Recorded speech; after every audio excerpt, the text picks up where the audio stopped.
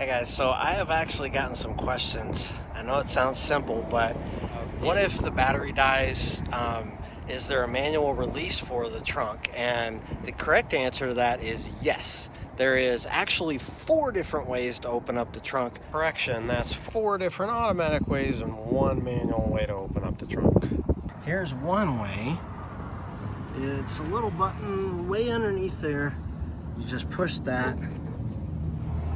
You just push this little button right underneath there and your trunk will open. The second way to open your trunk is actually right here on the key fob. You just push this twice and it will open up your trunk, and you just click it again twice to close.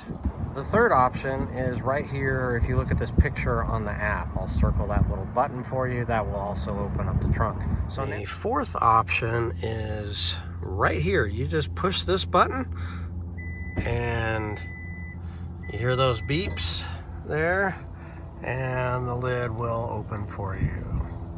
And of course you can push it again and it will close it down. So now the manual release is actually just like any other hood. You're trying to open up the hood for any other gas vehicle. It is right here. So this little thing right here, it looks like with this red tab that you shouldn't touch it.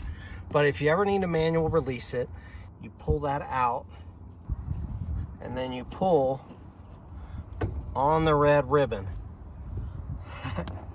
If you could see that. But yeah, you pull on the red ribbon and that is your manual release. So again, you just pull this back and then you pull on this red ribbon right here and that is your manual release. Yeah, so after you manually release it, you just come in here and pull it up and you'll be able to get into your trunk manually.